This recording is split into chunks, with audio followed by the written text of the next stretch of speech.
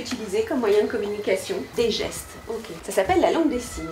Je vous ai dit bonjour à tous, je me présente, je m'appelle Alexia, j'ai 4 enfants. Et je vous ai dit, Zélie est sourde. Voilà, c'est pour ça que je communique en langue des signes avec Zélie. Une première partie où j'explique aux enfants ce que c'est être sourd et comment ressentir des vibrations, des sons autrement que par l'oreille. Parce que pour eux, être sourd en général, c'est le grand-parent qui a un appareil auditif. Moi là, je parle de surdité profonde, comme à Zélie. Donc une première partie où on explique ce que c'est être sourd et une deuxième partie où on leur apprend, bon là c'est des CP, donc ce sera l'alphabet en langue des signes et puis quelques petits mots du quotidien, bonjour, au revoir, voilà, des petites choses.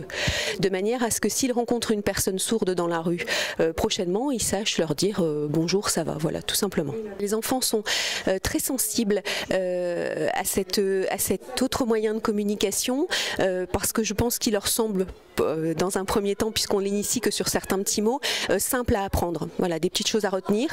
Ça les amuse un petit peu aussi parce qu'en général, on essaye de le faire de manière ludique.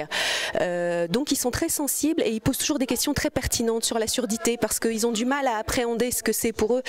C'est vrai que la surdité, on se bouche les oreilles, on n'entend plus, mais on va plus loin. Donc ils ont toujours des questions très pertinentes.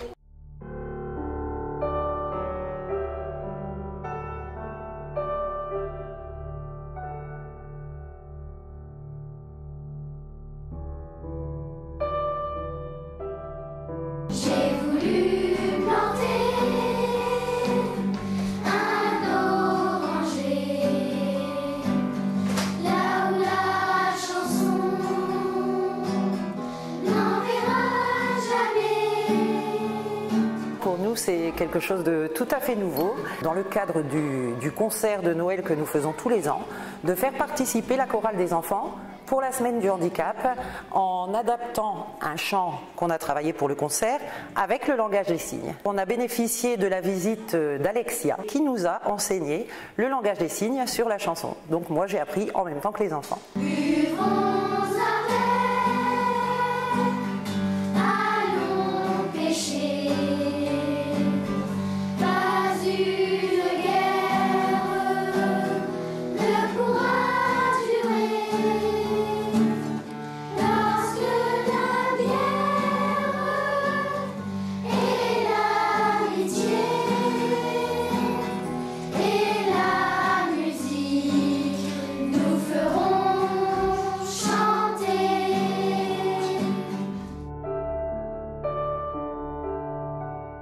Et Léo, toi, pourquoi t'as fait le Noël des déshérités? Tu te souviens du Noël des déshérités? Moi, parce que fallait que ce soit utile. Ouais, pour être utile. Moi, c'est pour donner un coup de main. C'est des associations qui passent commande au Noël des déshérités.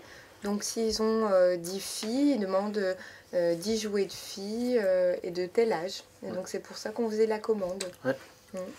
Et toi, Louise, t'as fait les bonbons, non? J'ai fait des bonbons. Et selon vous, qu'est-ce que ça a pu apporter aux enfants de recevoir des cadeaux?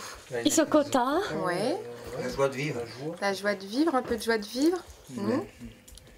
Quoi d'autre? D'avoir un Noël aussi. D'avoir un Noël. Ils n'en ont pas souvent. Pourquoi une association mettrait un stand pour parler de l'autisme, tout ça? Faire connaître ici. Connaître l'association. Voilà, l'association, L'autisme. l'autisme, bien. Vous faire connaître l'autisme selon vous, pourquoi c'est important? Pour en parler, pour pas avoir peur d'en parler. Enfin, les autres associations, ils sachent ce qu'on fait et que peut-être qu'ils réfléchissent pour avoir le même système. Je sais pas. Oui, pour pouvoir développer d'autres Ouais, c'est ça. habitudes. D'accord. C'est ça. Ouais. Permettre aux autres aussi d'avoir cette chance, d'avoir son logement. En vivant ici, vous pouvez montrer que c'est pas du tout différent, hein, que vous vivez comme les autres. Je suis maman d'une jeune femme autiste et il y a quelques années, je pensais que j'étais seule au monde avec une jeune femme avec ce profil-là. Et puis finalement, je me suis rendu compte qu'on était beaucoup de parents avec le même combat.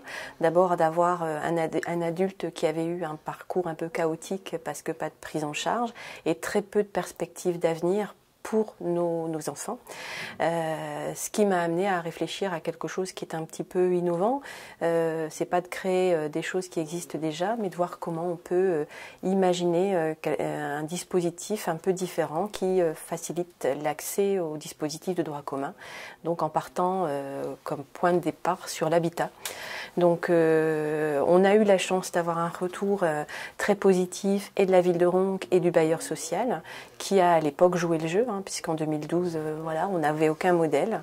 Donc on est parti sur quelque chose de très nouveau et donc il faut prendre des risques. On a tous pris des risques au départ et puis voilà, la résidence a ouvert ses portes en décembre 2015, donc maintenant il y a un an, et 10 adultes y vivent depuis un an maintenant. Ils ont été très bien accueillis sur le secteur et je dirais qu'ils ont trouvé leur repère dans leur environnement. Après un an aujourd'hui, on peut dire qu'on sent chez ces jeunes adultes un sentiment de sérénité et de plénitude dans leur logement.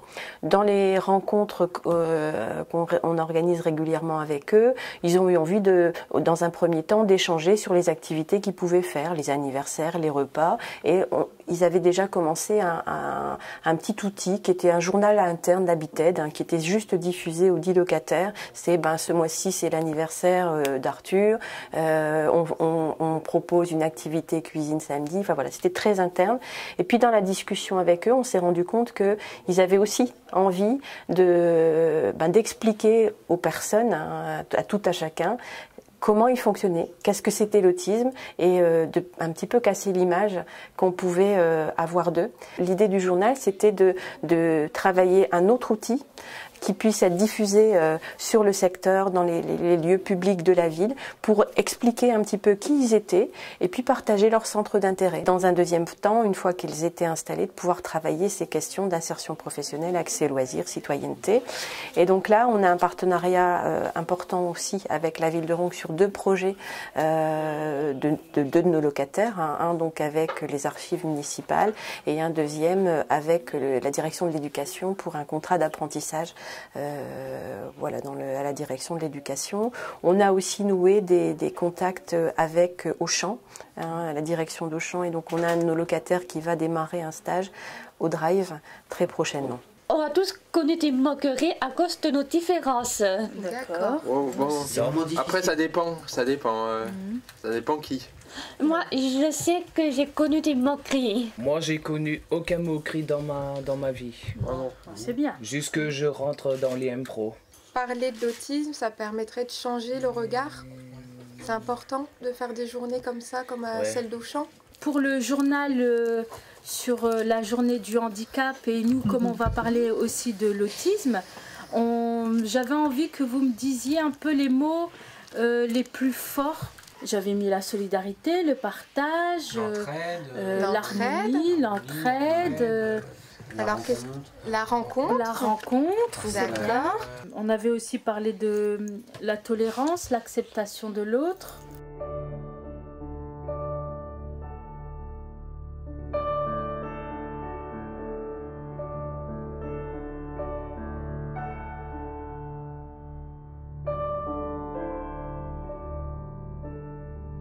On a choisi de prioriser plusieurs axes qui étaient l'entraide et le handicap. L'entraide, le partage et le handicap. Donc c'est pour ça qu'on a travaillé avec nos animateurs sur ce thème et beaucoup ont choisi de travailler sur le handicap, donc avec les enfants. Chaque animateur a choisi de travailler sur une thématique particulière. Donc en l'occurrence, il y a des animateurs qui travaillent par exemple sur le handisport.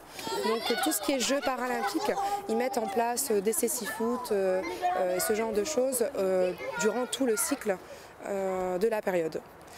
Il y a également des animateurs qui vont travailler autour de la langue des signes, des chansons à gestes. Donc ça va être surtout pour les plus jeunes, pour aborder le handicap de cette façon-là. Et on va retrouver également un travail autour de clips vidéo ou de petits sketchs qui vont mettre en avant les difficultés que les personnes à mobilité réduite, elles ont au quotidien pour un petit peu alerter. Chacun a mis sa couleur en fait et sa sensibilité aussi pour pouvoir créer le projet d'animation qui lui parlait le plus et qui pouvait retranscrire aux enfants. Après effectivement c'est une notion qu'on a envie de transmettre mais aussi de façon ludique.